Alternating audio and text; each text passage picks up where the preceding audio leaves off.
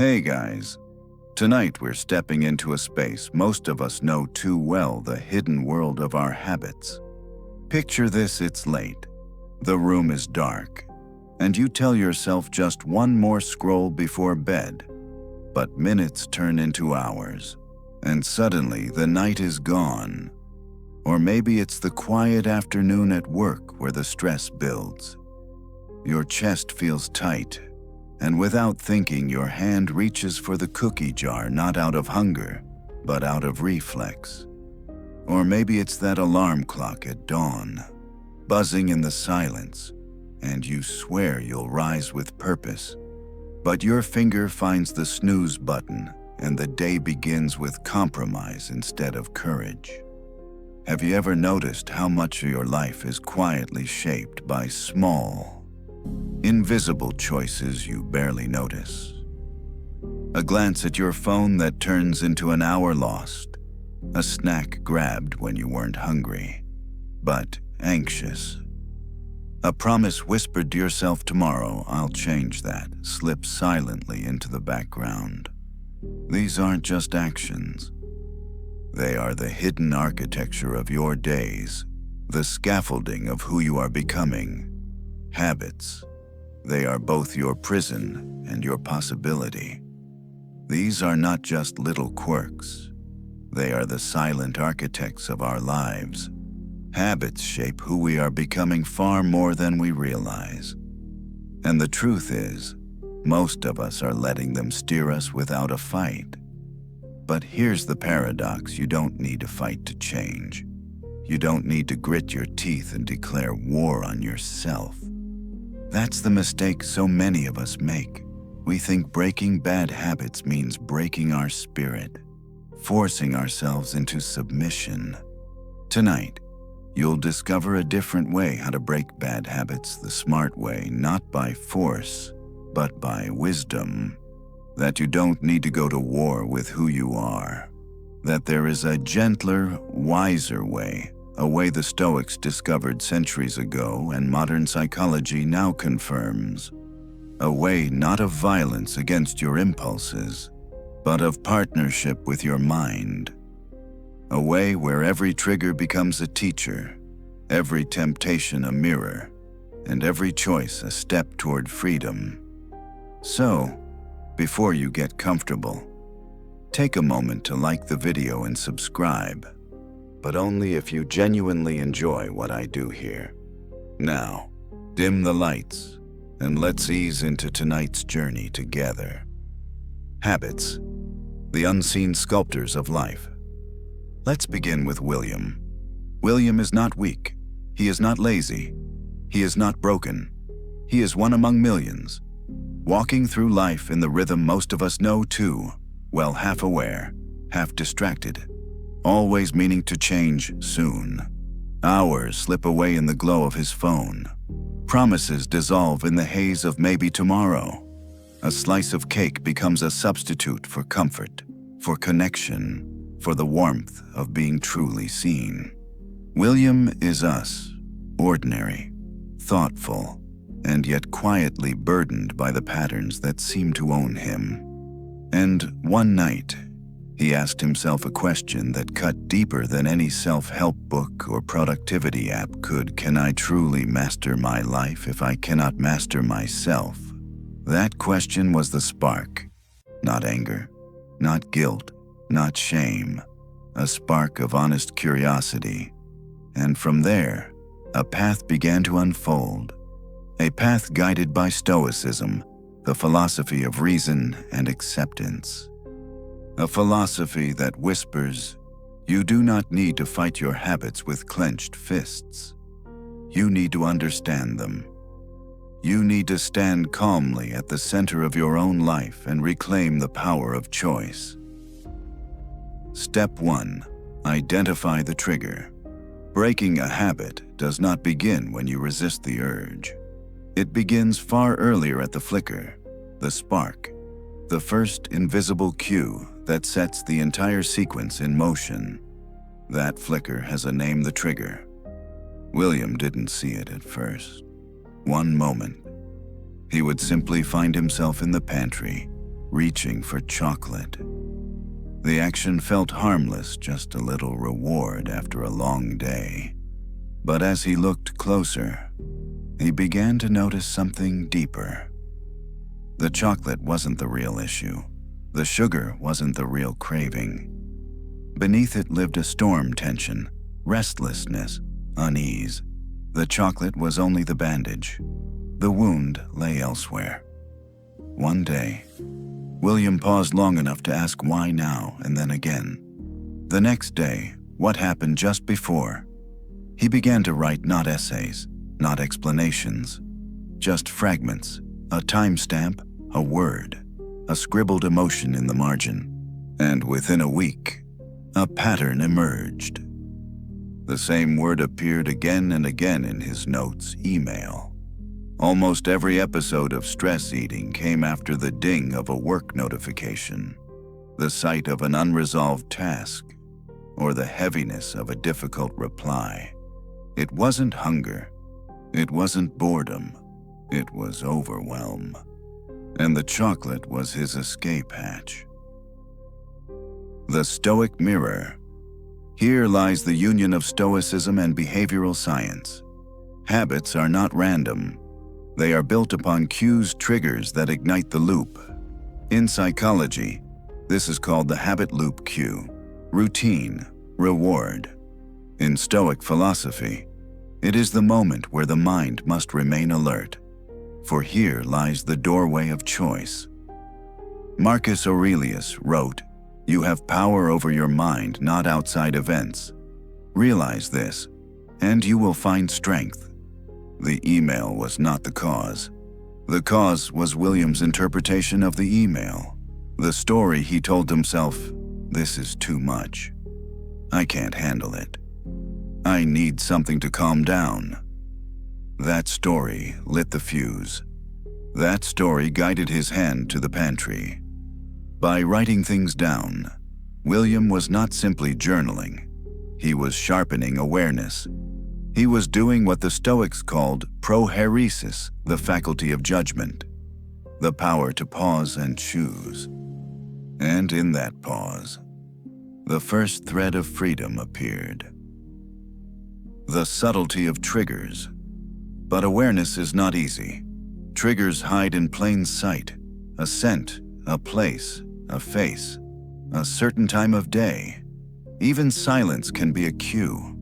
William noticed more as he kept journaling. The snooze button every morning, always after staying up too late scrolling. Irritability in meetings, almost always after skipping breakfast. That wave of fatigue in the afternoon, often after sitting for too many hours without moving. What looked like failures of willpower were, in truth, rehearsed patterns, cues, and responses repeated until they hardened into reflexes. And yet, there was no judgment here, only clarity. That too is Stoic, not to scold yourself, but to observe with steady eyes. Seneca wrote, "If one does not know to which port one is sailing, no wind is favorable." Awareness strips away excuses. It says, yes, these are my winds. These are the currents that shape me, and once you see them, you can steer. The gap between impulse and action. William didn't stop eating chocolate overnight.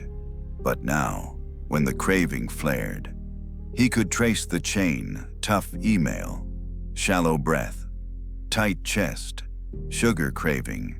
And in that chain, he discovered something precious, a gap.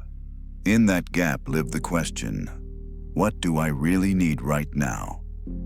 Often, it wasn't sugar at all. It was space, a walk, a deep breath, a moment of calm. The first step to breaking a habit without breaking yourself is not to attack the habit with force, but to gently unveil the trigger that begins the loop. Once you see the signal, you reclaim the moment of choice. And once choice is yours again, the habit loses its power to enslave you. The trigger is not your enemy. The trigger is your teacher. It shows you where the real work begins. Step 2. Interrupt the pattern. William used to believe that change meant fighting himself, gritting his teeth, resisting with sheer willpower. But the Stoics taught him a subtler truth: you don't need to overpower the habit, you need to outsmart it. Habits fall like dominoes. Remove the first piece, and the rest never tumble. For William, mornings were his battleground. His alarm would buzz, his hand would reach, half asleep, for the snooze button. A tiny decision, repeated daily, shaping entire weeks. Snoozing led to rushing. Rushing led to skipping breakfast. Skipping breakfast led to irritability. The cycle deepened. So he asked a Stoic question: is this within my control? The answer: not everything, but enough. He placed his alarm on the far side of the room. That one small change forced his body to move before his mind could make excuses. The cold floor became his ally. The automatic loop broke. It wasn't dramatic. It wasn't heroic. It was a simple design tweak. Yet it was liberation. The human brain loves efficiency. Habits are efficiency embodied. But efficiency is not the same as virtue. Interrupting a habit is about creating friction in the right places, making the wrong path harder, the right path easier. William applied this principle beyond mornings. His phone, once a reflexive escape, became a battleground. Whenever he felt stressed, his fingers would reach for it without thought. So he removed social media from his home screen. In its place, he put a journaling app. Beside his phone, he placed a small copy of Meditations by Marcus Aurelius. Now, when his hand reached for the phone, he saw something else, a mirror of his higher self. This wasn't just a productivity hack. It was an act of self-respect. A quiet declaration: I will not live on autopilot. The Stoic victory. Interrupting the pattern is not about guilt or punishment. It is about reclaiming authorship of your own script. The Stoics didn't seek control over the universe. They sought control over their response. And that begins with the space between stimulus and choice. William still slipped. Some mornings he still snoozed. Some evenings he still scrolled. But now, the old path wasn't a slide. It had steps, and every step gave him the chance to pause and ask, is this the man I want to be? Breaking a habit is not about breaking down. It is about breaking through noise, through reflex, through the old story you've told yourself. And each time William interrupted the pattern, he reclaimed a piece of himself. That, the Stoics would say, is true greatness, not conquering the world loudly, but conquering yourself quietly. And yet, if you remove a habit, what takes its place? Disruption creates space, but space cannot remain empty. The mind, like nature, abhors a vacuum. So the question becomes, what new habit will you choose to fill that space? Step 3.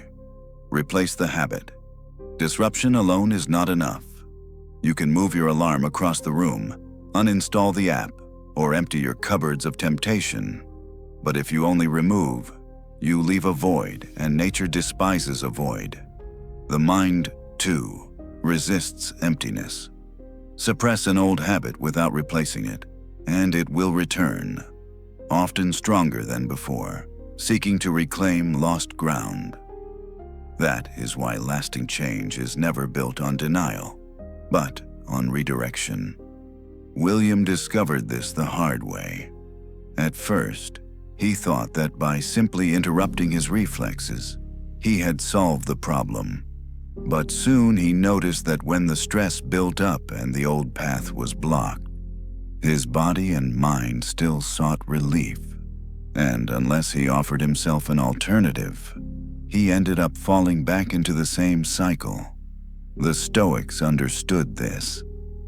Epictetus wrote, "It is not things themselves that disturb us, but the judgments that we make about them."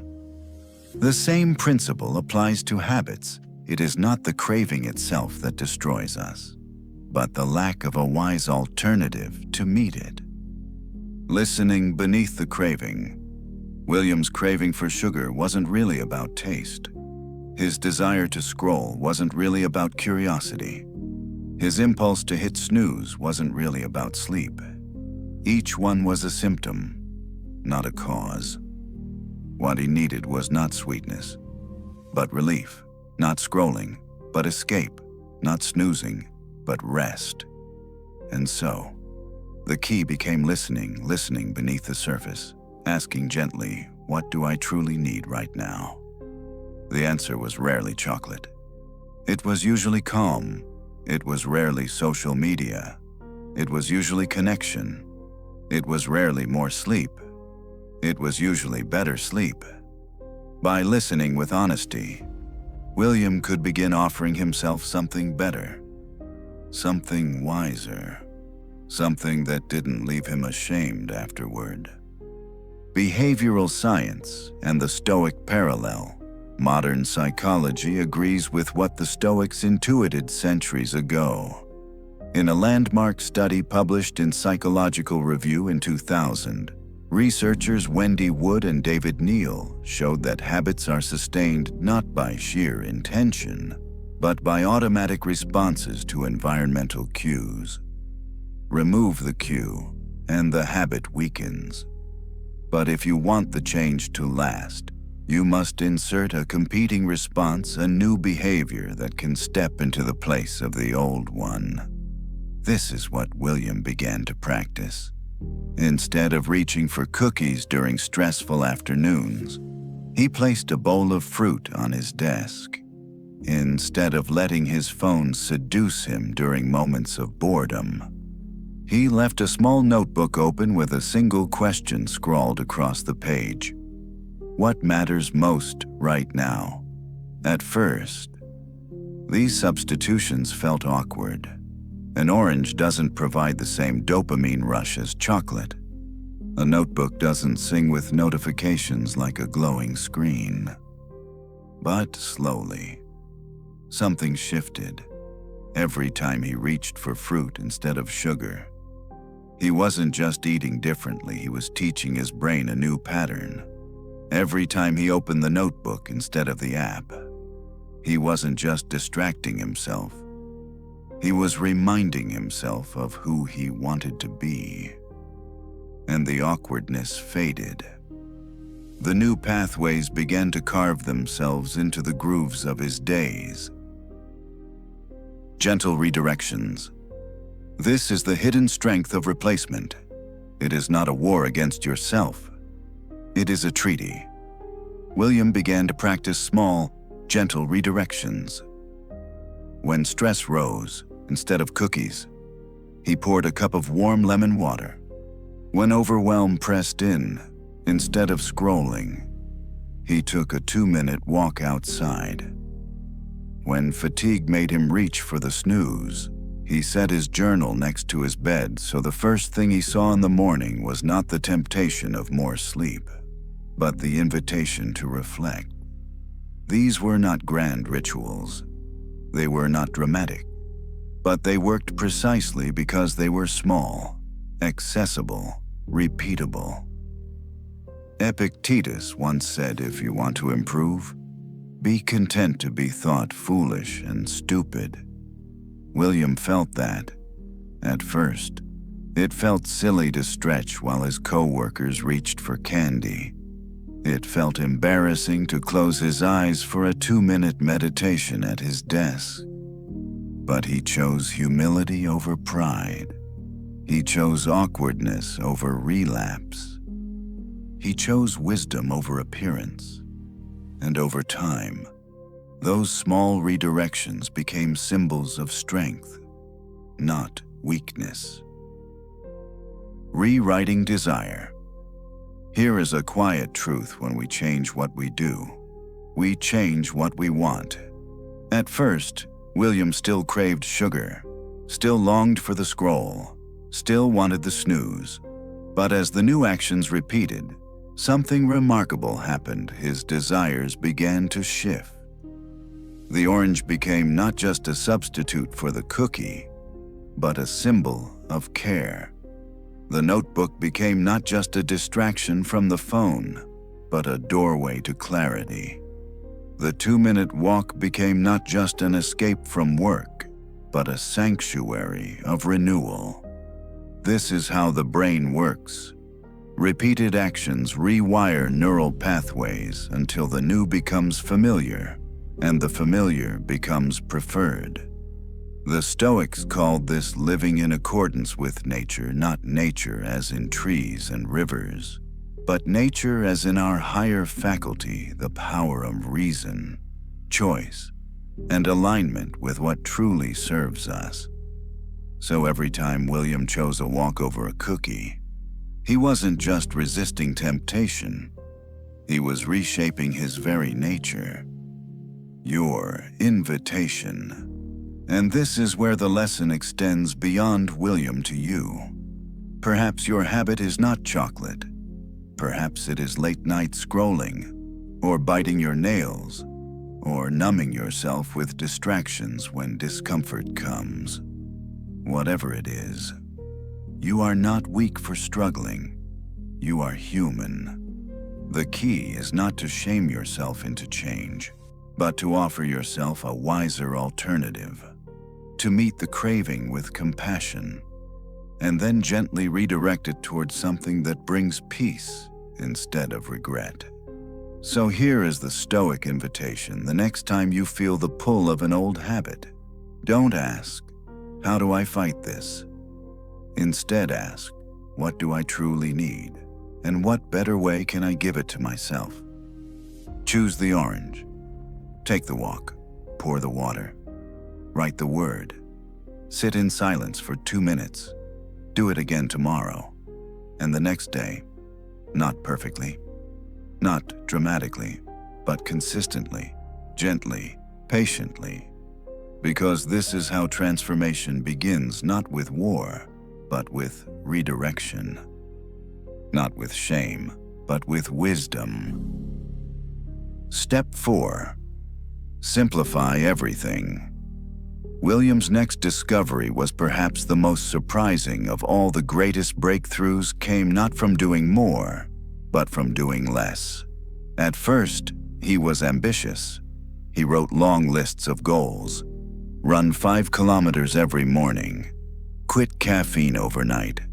Meditate for an hour a day. Launch a new project every week. But the longer the list, the shorter his commitment. The Stoics knew this trap well. Marcus Aurelius warned, "Don't let your reflection on the whole sweep of life crush you. Don't fill your mind with all the bad things that might still happen. Stay focused on the present situation." The truth is simple. The more complicated your plan, the less likely it will last. So William began to simplify. Instead of trying to transform his life in a single sweep, he chose one small, clear act to anchor his morning's drink: a glass of water. Write down one thing he was grateful for. That's it. It seemed almost too modest, too quiet. But this was the foundation of everything. The science of simplicity, neuroscience, shows why this works. The brain runs on 2 systems: the intentional, conscious system, and the automatic, habit-driven system. When a behavior becomes habitual, it shifts into autopilot, requiring less effort. That's why bad habits feel easy and good habits feel hard at first. By starting small, so small it feels almost effortless, you give your brain a chance to adopt the habit without resistance. William stopped measuring success in kilometers or skipped coffees. Success was now defined by the simplest acts he could repeat daily, and because they were simple, he did them even on the hardest days. Especially on the hardest days. Epictetus said wealth consists not in having great possessions, but in having few wants. Apply that to habits, and it becomes strength consists not in doing many things, but in returning to one small thing faithfully. Quiet power. In our modern world, simplicity feels almost offensive. We are taught that more is better, faster is smarter, bigger is stronger. But transformation doesn't need to be dramatic to be meaningful. The Stoics remind us the small, consistent acts we perform with intention shape our character more deeply than rare bursts of heroism. William is not a monk, not a guru, not a biohacker. He is simply a man who stopped overwhelming himself with impossible ideals and began choosing what was possible now. And that is where his real power emerged. Not in the loud declarations, but in the quiet, consistent choices. So here is your challenge. Look at the habit you are trying to change. Ask yourself, how can I simplify this instead of trying to conquer the whole mountain in one leap? Take one small step today. Drink the water. Write the gratitude. Take the breath. Because these are not small acts. These are the seeds of transformation. Step 5. Think long-term. Most bad habits are born innocent. A cookie after work, a scroll before bed, a small escape when the day feels heavy. At first, they seem harmless, even comforting, but repeated often enough, they weave themselves into the fabric of our days. And what begins as relief becomes a chain. William realized this one night when he caught himself biting his nails, something he'd done unconsciously for years. It wasn't painful in the moment. In fact, it soothed him instantly. But when he looked at his fingertips raw, cracked, tender, he saw the hidden cost. Immediate comfort, long-term damage. And isn't that the story of so many habits? Staying up late feels good now, but drains tomorrow. Skipping the workout saves energy now, but weakens us later. Reaching for distraction soothes the moment, but steals the richness of life. The human mind is wired for short-term survival. But the price of always choosing now is waking up years later chained to cycles you never meant to build. The voice of tomorrow. At first, William tried to fight his habits with willpower. He would scold himself, "Stop it. Don't do it again." But the pull of the present was too strong. The pleasure of now was louder than the faint whisper of tomorrow. That's when he began experimenting with a shift in perspective, thinking in years, not minutes. Every time a temptation rose, he asked, "What will my life look like 1 year from now if I keep doing this?" The question was piercing. It sliced through the haze of immediate desire and forced him to see the bigger picture. One evening, he sat at his desk, opened a blank notebook, and wrote at the top, "A letter to my future self." He closed his eyes and imagined a man 1 year older. A man who rose with calm rather than dread, who ended evenings with gratitude rather than regret, who no longer lived chained to sugar, scrolling, or snooze buttons. And he wrote, not in vague resolutions, but in vivid detail, the mornings of clear-headed energy, the evenings of quiet peace, the joy of looking back and saying I am proud of the choices I made. That letter became a compass. Every time William faced a craving, he remembered not just the cookie in front of him, but the man he wanted to become. The Stoic Horizon. This is Stoicism in practice. The Stoics constantly reminded themselves of the bigger picture, the sweep of time, the brevity of life, the legacy of our choices. Marcus Aurelius wrote, "Remember how long you've been putting this off, and how often you have been given a chance by the gods, yet you did not use it. You must realize now that you are not immortal. What remains of your life is small." The point was not despair, but urgency. Every moment matters, not just for today, but for who you are becoming. So William began to ask himself daily, will this choice matter in 5 minutes? Will it matter tomorrow? Will it matter in a year? Most temptations crumbled under the weight of those questions. The quick dopamine hit of scrolling at 2 a.m. lost its power when compared with the exhaustion of tomorrow's meeting. The sugar rush of a cookie seemed small when compared with the peace of living without regret. Thinking long-term didn't erase his cravings, but it weakened their grip. It turned each decision into a crossroad, not just a reflex.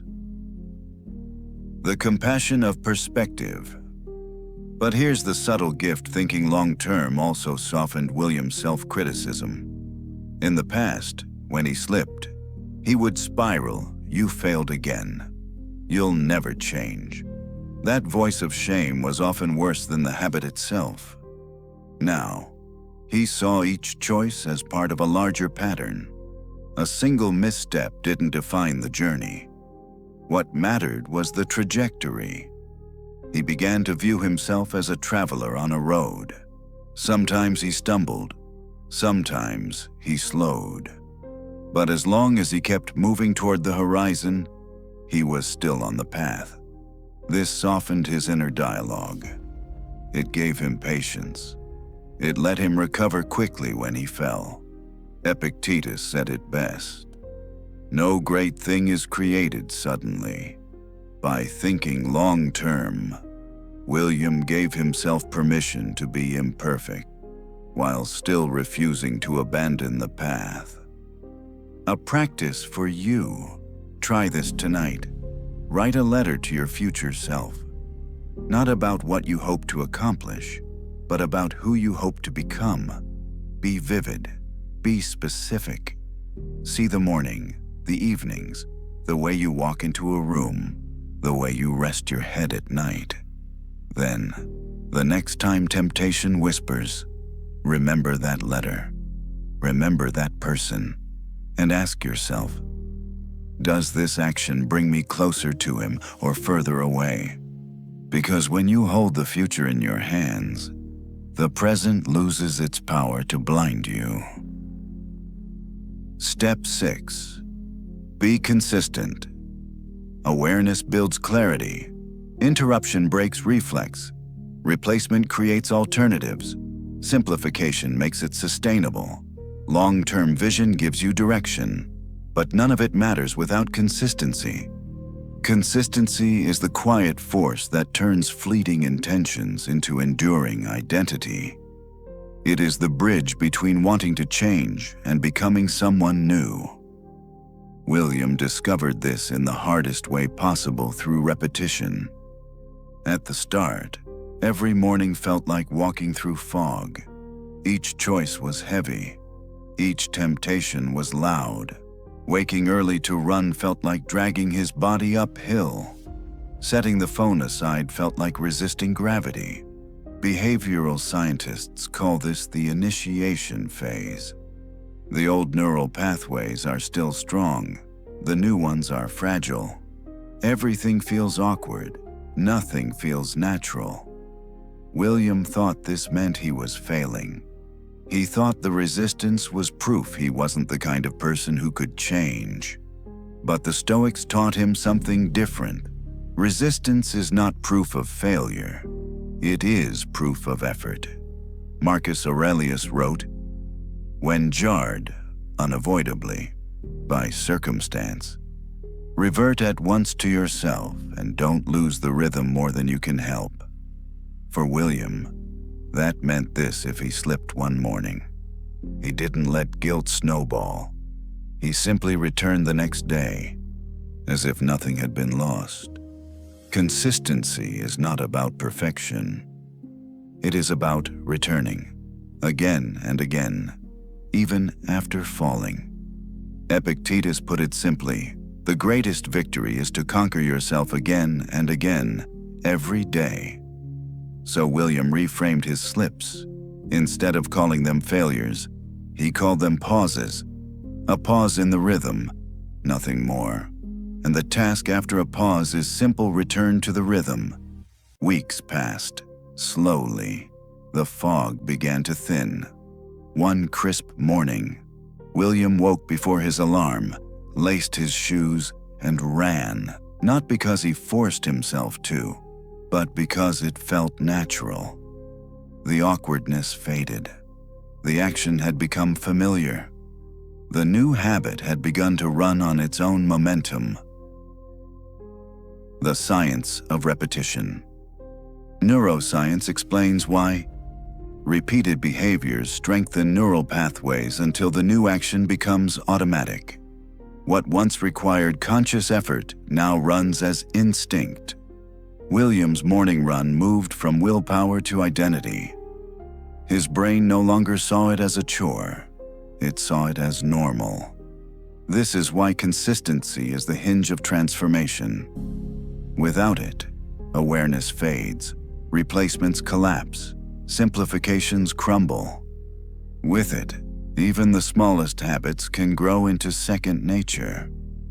The Stoic victory consistency is where Stoicism and behavioral science meet. Both remind us that change is not a lightning strike, but a slow chiseling of the self. The Stoics taught daily practice. Marcus Aurelius wrote his meditations not once, but every morning, every night. Epictetus reminded his students that philosophy is not something you think, but something you do again and again. William lived this truth over months. The man who once scrolled past midnight or numbed himself with sugar began to fade, not because he destroyed that man in battle, but because he patiently outgrew him, one consistent choice at a time. So let me ask you, what do you want to be consistent in? Not tomorrow, not someday, but today, in the smallest act possible. Because consistency is not glamorous. It is not loud, but it is unstoppable. Each time you return to the path, you lay another brick in the foundation of the life you want. And one day, without even noticing, you will wake up living the vision you once only wrote about. Step 7: Patience, not punishment. In the early days of change, William often felt restless. He wanted results now. He wanted the wait gone, the scrolling stopped, the snooze button conquered. But the more he demanded instant change, the more he sabotaged himself. This is the paradox of transformation. The harder you try to rush it, the slower it becomes. Stoicism offers a different posture. Marcus Aurelius reminded himself daily, no great thing is created suddenly. If you tell me you desire a fig, I answer that there must be time. Let it first blossom, then bear fruit, then ripen. Habits work the same way. They are not weeds to be yanked out overnight. They are roots woven deep into the soil of your life. To uproot them takes patience. To plant new ones takes even more. William began to shift his mindset. Instead of asking, Why am I not there yet? He began asking. What small growth happened today? Maybe it was choosing fruit once instead of cookies.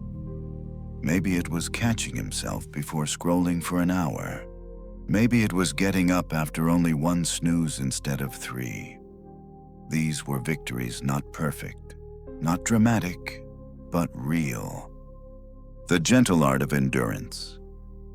Modern psychology confirms what the Stoics taught: patience sustains change more than pressure. In studies on habit formation, researchers have found that it can take anywhere from 18 to 254 days for a new habit to become automatic. The variation is huge because people, environments, and challenges differ. But here's the truth. The number of days doesn't matter. What matters is that you keep showing up. William stopped treating each slip as a catastrophe. He began treating it as training, like a runner building endurance. He understood that every return was strengthening the muscle of persistence. Patience became not a resignation, but a practice of trust. Trust in time, trust in repetition, trust in the slow unfolding of who he was becoming. Step 8. Humility in the process. At first, William hated the awkwardness of his new routines. Standing up to stretch while colleagues reached for sugar, journaling at night while his friends kept scrolling TikTok, choosing water over wine when everyone else ordered another round. It felt embarrassing. It felt small. But then he remembered Epictetus. If you want to improve, be content to be thought foolish and stupid. The Stoics never glorified pride. They knew that true strength is not about appearances, but about alignment with reason. If people think you strange for choosing virtue over impulse, so be it. William began to wear his humility like armor. He no longer needed validation for his choices. He needed only to know that they were aligned with his higher self. And slowly, what once felt embarrassing began to feel empowering. He wasn't just resisting his old habits. He was practicing the humility that every true transformation requires. Identity, the hidden engine of change. Here lies one of the deepest insights William discovered. Habits don't just change what you do, they change who you believe you are. Every small action was cast in a vote for his identity. Drinking water instead of soda was a vote for I am someone who cares for my body. Writing in his journal was a vote for I am someone who reflects instead of reacts. Rising early was a vote for I am someone who meets the day with intention, not avoidance. Identity is the soil. Habits are the seeds. At first, the identity felt fragile.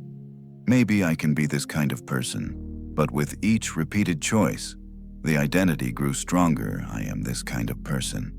And once identity shifts, habits no longer feel like chores. They feel like expressions of who you are. The Stoic way of selfhood. Stoicism has always been about identity, about living in harmony with your rational nature, your highest self. Seneca wrote, "It is not that we have a short time to live, but that we waste a lot of it. To waste life is to waste the self. To live with intention is to reclaim the self." William realized he wasn't just quitting sugar or scrolling or snooze buttons. He was rewriting the story of who he was. And this is the key. Breaking a habit is never just about behavior. It is about belonging. Belonging to the life you want to live. Belonging to the self you were meant to be. Aligning action with values. William began to anchor his new habits not just in convenience, but in values. When he chose to journal instead of scroll, he reminded himself, I value clarity. When he chose to stretch instead of snack, he reminded himself, I value health. When he chose to rise early, he reminded himself, I value presence. Each action became a thread weaving him closer to his values. And with every thread, the fabric of his life grew stronger. The Stoics taught this practice relentlessly. Virtue was not abstract, it was lived. Wisdom was not a theory, it was practiced. Each small act aligned with reason was a step toward freedom. And this is where the lesson turns to you. Your habits are not just random behaviors. They are votes for your identity. Each time you choose, you are saying, this is who I am becoming. So ask yourself, who do you want to be? Not someday, not in vague terms, but today, in the next small choice. Because once your habits align with your values, they cease to feel like a battle. They feel like a homecoming. The patience of builders. Imagine building a cathedral, stone by stone, day by day. At first, the work feels slow, invisible, but over years, the structure rises, and one day, sunlight spills through stained glass and you realize the masterpiece was being built all along. Your life is that cathedral. Your habits are the stones. William stopped demanding instant transformation. He became patient, humble, consistent, and slowly, almost imperceptibly, his life began to take shape around his values. That is the Stoic way to build steadily, to align actions with reason, to trust that small steps, repeated with patience and humility, will raise something extraordinary. Tonight, write down not just the habit you want to change, but the identity you want to embody. Not, I want to stop smoking, but I am someone who cares for my lungs and my life. Not, I want to stop procrastinating, but I am someone who honors time and uses it well. Every action you take afterward will either reinforce or erode that identity. Choose wisely. Choose patiently. Choose humbly. Because you are not just changing what you do, you are becoming who you are meant to be. Step 9. Resilience in the face of setbacks. William had been making progress. His mornings were steadier, his evenings calmer, his cravings weaker. Yet one particularly stressful week at work, he found himself slipping back. Sleepless nights returned. Chocolate wrappers piled on his desk. His phone, once tucked away, now seemed glued to his hand. At first, shame rose like a tide. Maybe I was fooling myself. Maybe I haven't changed at all. Maybe the old me is stronger than the new one. This is where most people quit. They mistake a stumble for a collapse, a momentary pause for permanent defeat. But Stoicism teaches us something radically different. Failure is not the end. It is the training ground. Marcus Aurelius reminded himself, when jarred, unavoidably, by circumstance, revert at once to yourself, and don't lose the rhythm more than you can help. Notice the wisdom here. He doesn't say you will never be jarred. He doesn't say you will never stumble. He says, return quickly. The Stoics knew what modern psychology now confirms. Setbacks are not exceptions in change, they are part of the process. The psychology of relapse behavioral scientists have studied habit change for decades. One of their consistent findings is that relapse is normal. In fact, most people attempting to quit or reshape a habit will relapse multiple times before achieving lasting success. But here is the critical difference between those who eventually succeed and those who give up it. isn't that the successful never relapse. It's that they don't let relapse define them. William began to reframe his setbacks. Instead of saying "I failed," he began saying "I've discovered another weak point in the chain." Each slip became information, not condemnation. He looked back at the week of stress and realized his routines had collapsed, not because he was weak, but because his environment and energy had changed and he hadn't prepared for it. The relapse was not proof of failure. It was proof of where his growth needed to deepen. The Stoic art of beginning again. Seneca once wrote, "It is not because things are difficult that we do not dare. It is because we do not dare that they are difficult." The courage to begin again is one of the rarest forms of strength. It is easier to declare, "I failed," and abandon the effort than it is to humbly return, quietly, to the path. William embraced this. The Monday after his relapse, he rose early again. He poured his glass of water. He wrote one line of gratitude. Nothing dramatic, just a return.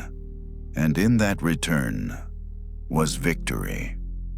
Because every time you begin again, you prove to yourself that you are not broken, you are building. Training, not perfection. Think of a blacksmith hammering steel. Every strike shapes the blade, but sometimes the strike misses. Sometimes the heat isn't right. Sometimes the steel bends. But the blacksmith does not throw away the work at the first imperfection. He continues, strike after strike, correction after correction, until the blade holds form. Your habits are that blade. Your setbacks are not the end. They are the hammering that teaches you where to adjust. William began to see each relapse as practice. Practice in resilience. Practice in humility. Practice in patience. The relapse was not wasted time. It was training for strength. Emotional recovery, the true muscle.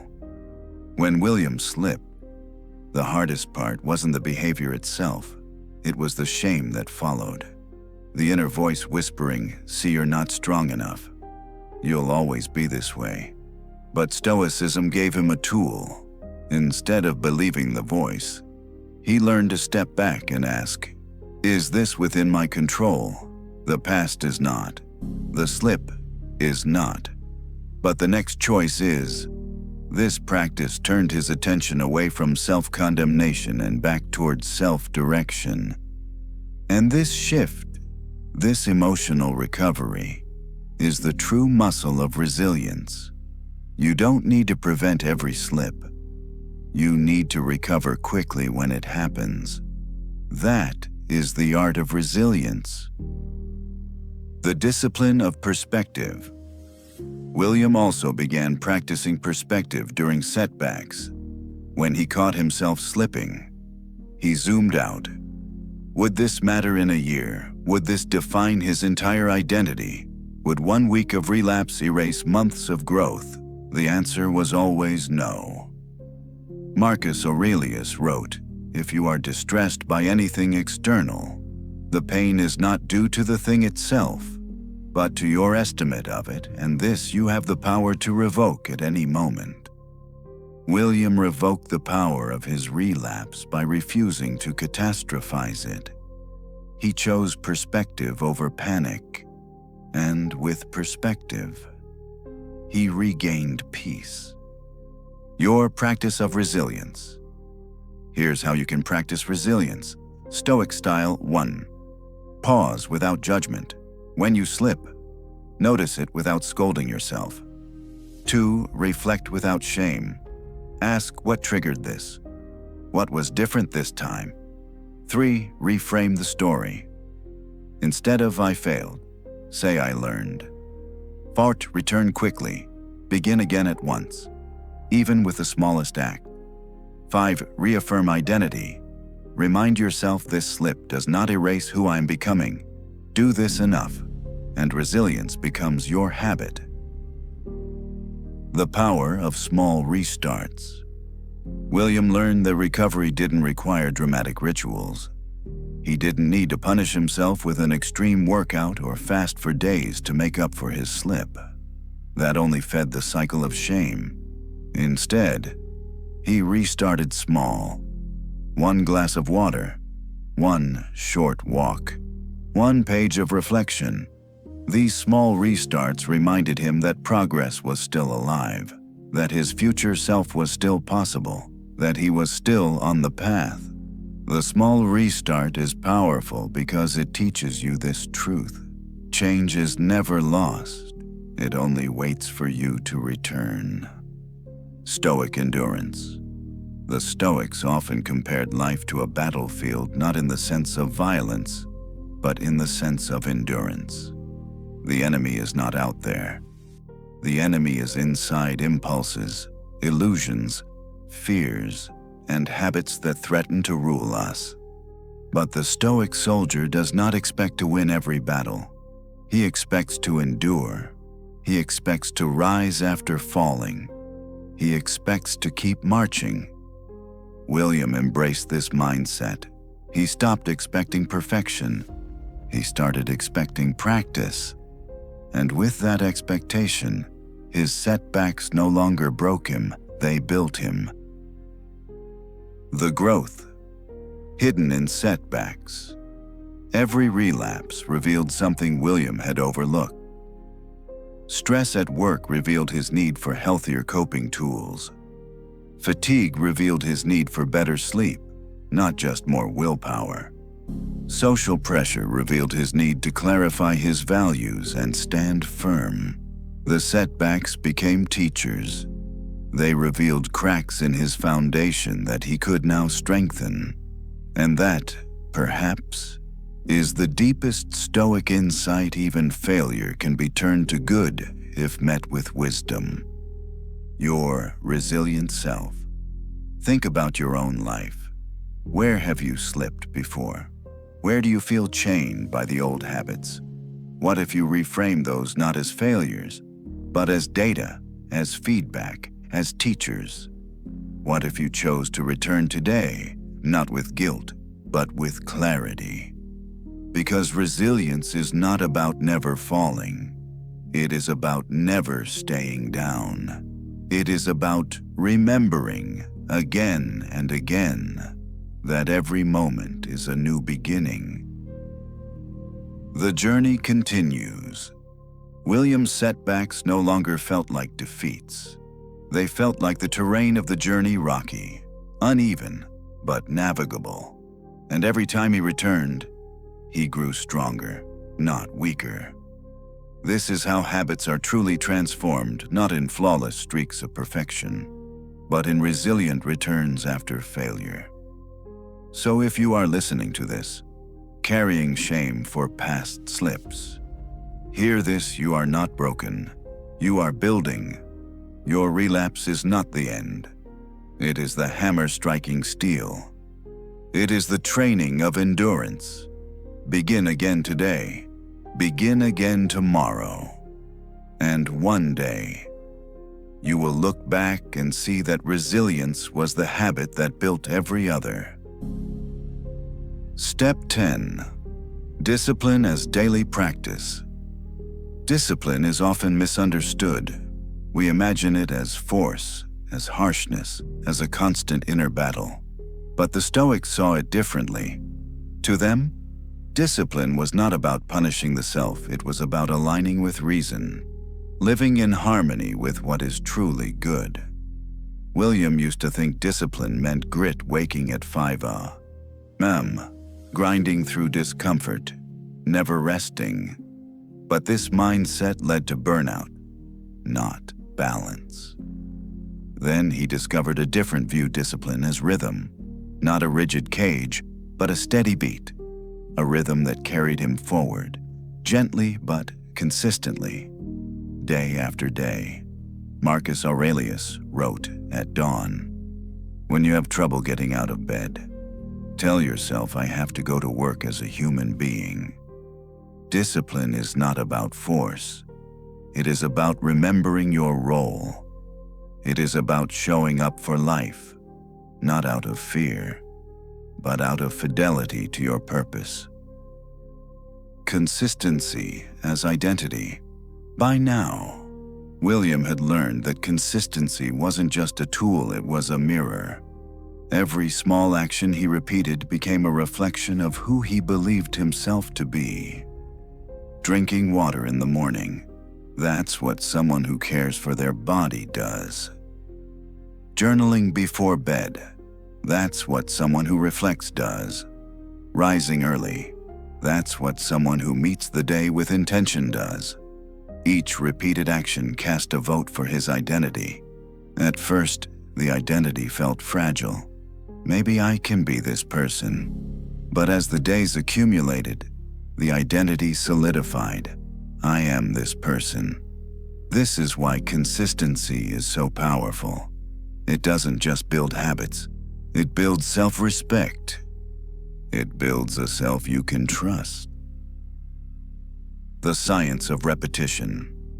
Modern neuroscience explains why this matters. Each time you repeat a behavior, you strengthen the neural pathways associated with it. Over time, what was once effortful becomes automatic. The brain begins to prefer the familiar. William no longer had to force himself to journal.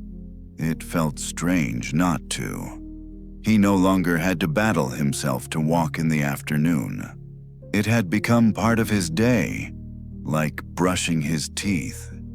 This is how habits become second nature, not through force, but through steady repetition.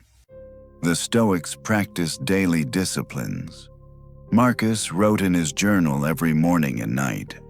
Epictetus gave his students exercises to repeat. Seneca reflected daily on his behavior. They knew that the self is not built in grand moments of insight, but in the quiet repetition of virtue. William adopted this rhythm: morning water, reflection, movement, evening review, gratitude, rest. These were not glamorous acts, but they grounded him. They reminded him that every day was an opportunity to practice being the person he wanted to be. The power of small rituals. William discovered that rituals small, repeated actions created anchors in his day. Lighting a candle before journaling, playing the same quiet music while stretching, drinking tea before bed instead of scrolling. These rituals signaled to his mind, now I am doing something that matters. They created a sense of sacredness around ordinary acts. And this is a key insight when you honor your habits as rituals. They stop feeling like chores. They start feeling like expressions of who you are. Aligning with nature. The Stoics spoke often of living in accordance with nature, not just the natural world, but your own rational nature. To them, discipline was not about harshness. It was about harmony. William began to see his routines not as burdens, but as ways of aligning with his deeper self. Rising early was not about productivity. It was about peace. Journaling was not about tracking progress. It was about understanding. Discipline, then, was not punishment. It was self-respect. Think about your own day. Where could you create small rituals that align with who you want to be? A moment of silence before breakfast. A walk after lunch instead of scrolling. A short reflection before bed. These acts may seem small, but repeated daily, they shape your identity. They create a rhythm that carries you forward, even when motivation fades. Because motivation will fade, but rhythm remains. The discipline. William also learned that discipline wasn't about never missing a day. It was about returning when he did. Some mornings he overslept. Some evenings he skipped reflection. But he no longer let one missed day become a missed week. He practiced what Marcus Aurelius called reversion to the self. When he strayed, he returned. Without guilt, without drama, just a quiet return. This, too, is discipline, not harshness but humility, not force but fidelity, consistency and self-trust. As William maintained his daily rhythm, something profound happened. He began to trust himself, not because he was perfect, but because he was consistent. He showed up again and again, and that reliability became a source of strength. This is the hidden gift of discipline. It builds self-trust. And self-trust is the foundation of freedom. The long-view discipline is not about short-term results. It is about building a life you can be proud of. William no longer measured his success by how much weight he lost or how many days he scrolled. He measured it by how consistently he showed up for himself. Because when you show up daily, the results will come slowly, quietly, inevitably. The Stoics didn't write about discipline as a concept. They lived it. They practiced it. They built their days around it. And they knew that discipline wasn't about controlling everything. It was about controlling the one thing you always can: yourself. William embraced this fully. His discipline became not a cage, but a compass. It didn't restrict him, it guided him. So here is your challenge: build a daily rhythm that aligns with your values. Make it small. Make it sustainable. Make it sacred. Because the self is not built in grand gestures. It is built in the quiet repetition of meaningful acts. Drink the water. Write the line. Take the breath. Return again tomorrow. And in that rhythm, you will find your freedom. Step 11. The long-term vision. By now, William understood the daily mechanics of change awareness, interruption, replacement, simplicity, consistency. But what sustained him through fatigue, through setbacks, through temptation, was vision. One evening, after weeks of practice, he reread the letter he had written to his future self. The words leapt off the page. I want to look back a year from now and feel proud of my choices. That vision pulled him forward when willpower faltered, because willpower fades, but vision endures. The Stoics constantly reminded themselves of mortality, of legacy, of the sweep of time. Marcus Aurelius wrote, "You could leave life right now. Let that determine what you do, say, and think." This was not morbid. It was clarifying. It was a call to live in such a way that, if tomorrow never came, you would not regret today. William began to ask himself, if this were my last year, would I want it spent in autopilot or in alignment? Would I want to be remembered as someone chained to reflexes or as someone who lived with intention? This long-term horizon gave weight to the smallest choices. Each cookie resisted, each scroll avoided. Each early rising was no longer trivial. It was a brick in the legacy of his life. Emotional mastery. The quiet strength. But vision alone wasn't enough. William had to learn emotional mastery. Because beneath every habit lies emotion. Cravings are not random, they are signals.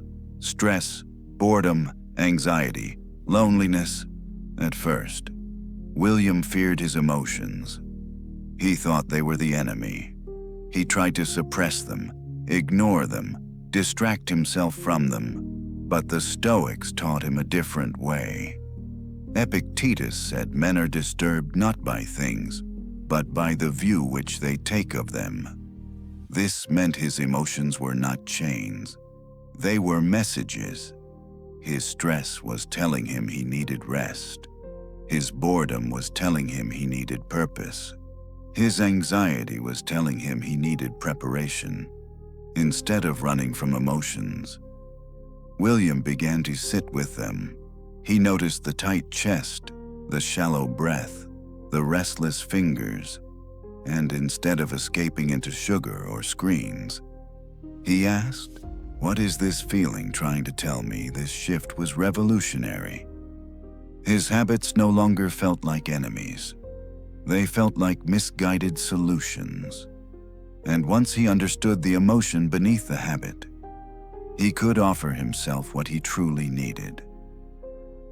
The Stoic practice of reflection. Marcus Aurelius wrote nightly, reflecting on his impulses, his actions, his emotions.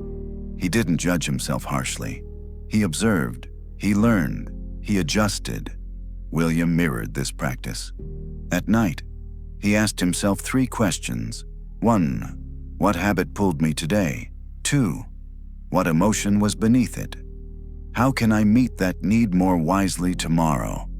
These reflections turned his emotions into teachers, not tyrants.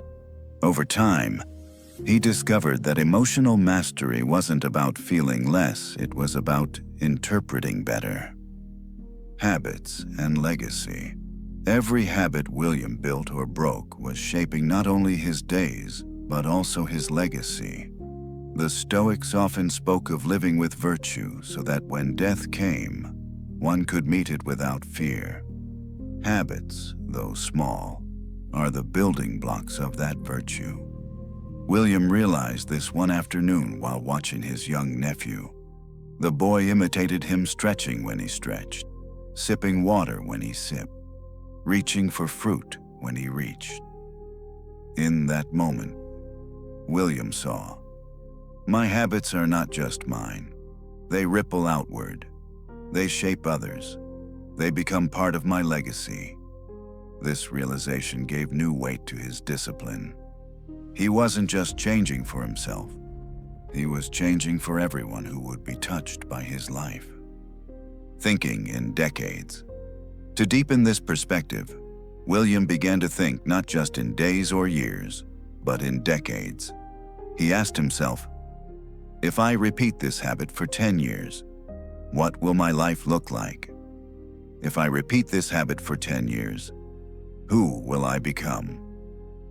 If I repeat this habit for 10 years, how will I be remembered? The answers were stark.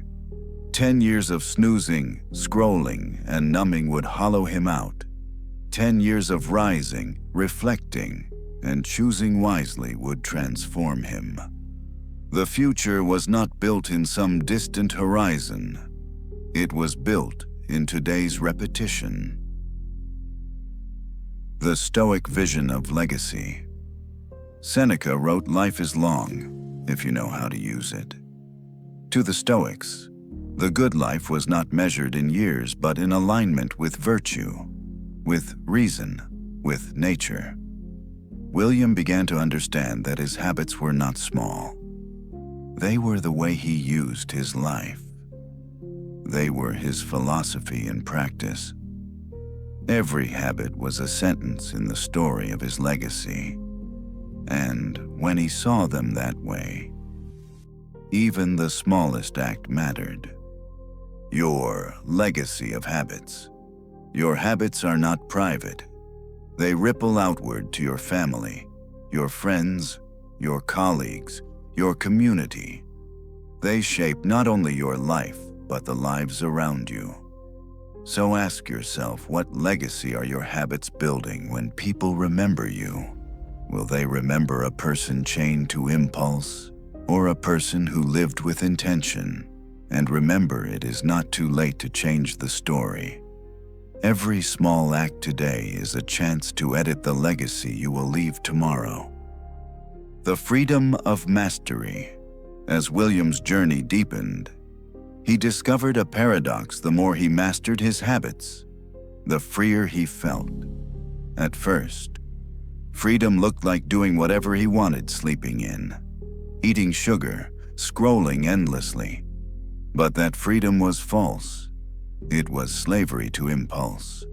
True freedom came when he could say no. True freedom came when he could choose.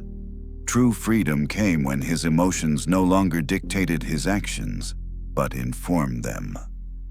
The Stoics called this autarkia, self-sufficiency, the ability to live in accordance with one's own reason rather than being dragged by external forces.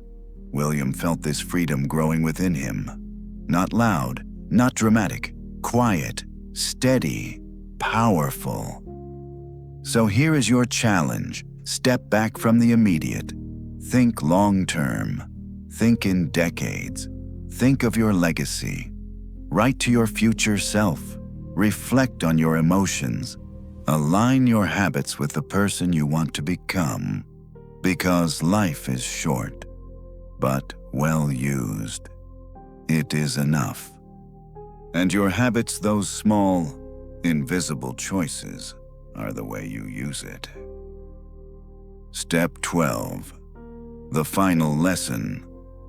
Wholeness, not war. William's journey had taught him something profound. Breaking bad habits is not about breaking yourself. At the beginning, he thought he had to fight, to punish, to shame, to grind.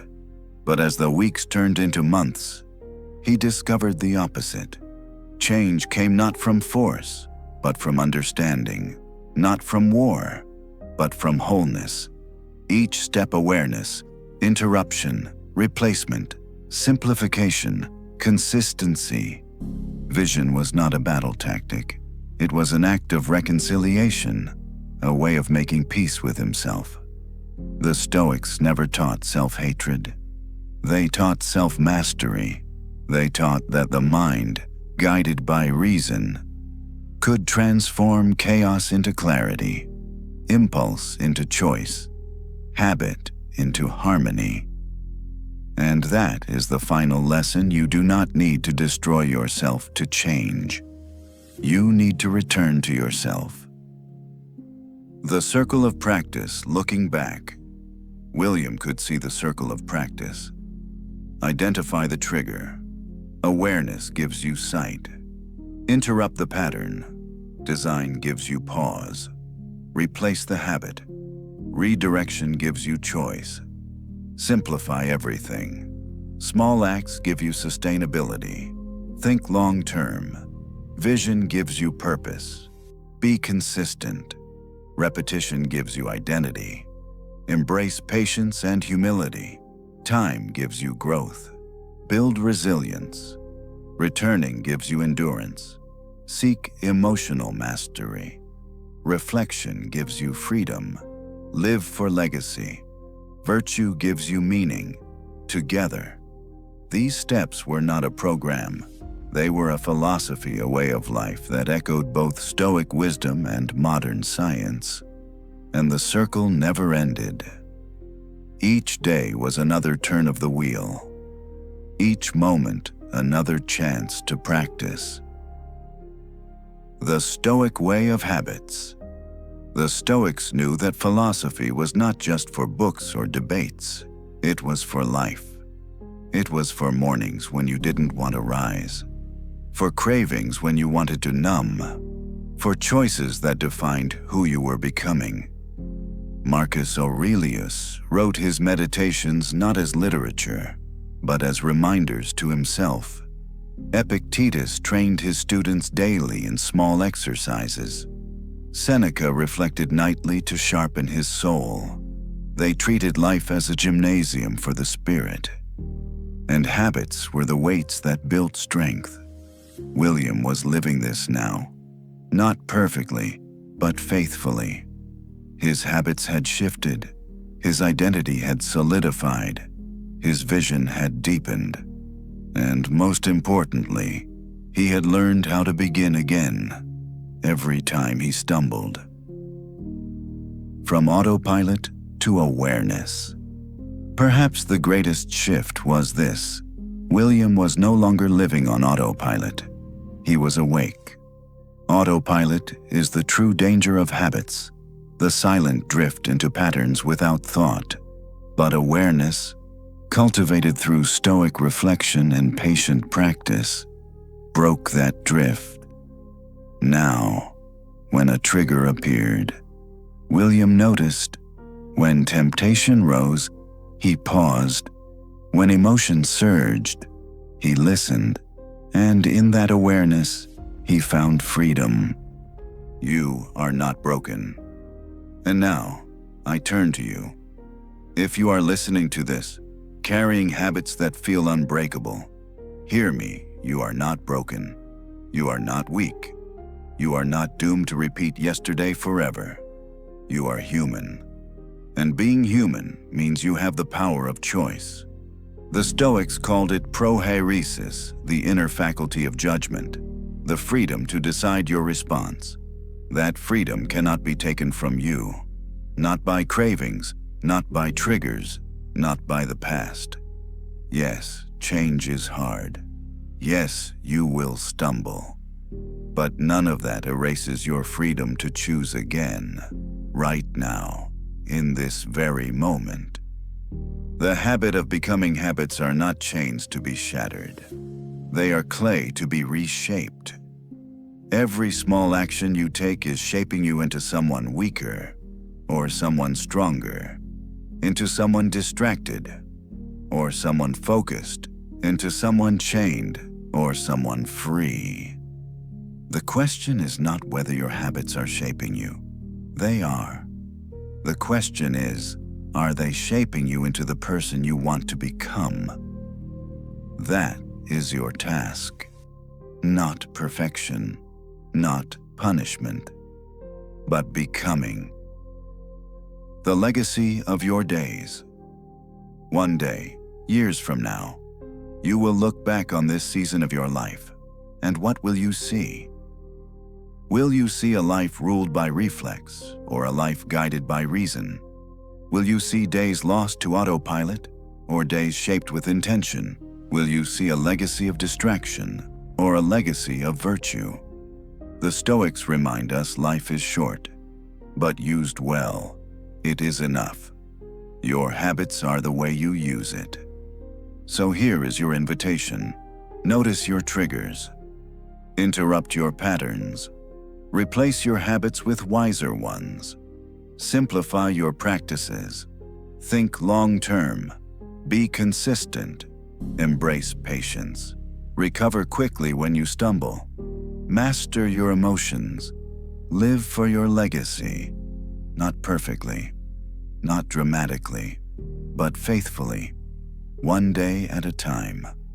Because every day is a chance to return. Every day is a chance to rebuild. Every day is a chance to practice becoming the person you were meant to be. Imagine yourself a year from now, looking back. Imagine saying with calm certainty, I am proud of the choices I made. I am at peace with the life I've built.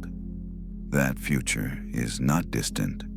It begins here, in this moment, with the next choice you make. Remember, breaking a habit does not mean breaking yourself. It means becoming whole. And now, let's slow everything down. You've taken in a lot tonight, images of change, reminders of choice, and the quiet strength that comes from wisdom over force. Let it all soften inside you, like waves settling after a storm. Breathe in deeply, and let it go slowly. Feel the weight you've been carrying slip from your shoulders. There is nothing left to prove in this moment. No battle to fight, only rest, only calm. Remember, breaking habits doesn't mean breaking yourself. It means returning to yourself step by step, choice by choice, in your own gentle rhythm. You don't have to do it all at once. You don't have to get it perfect. Even the smallest act of awareness is enough. So as the night deepens, release the urgency of change and hold on to its possibility instead. Tomorrow will bring another chance, another breath, another choice. Let yourself drift now into quiet, into peace, into the calm that reminds you you are not broken. You are becoming whole. Close your eyes with gratitude for this day, and trust that when you wake, you'll carry that stillness with you. Good night, and rest well. Sweet dreams.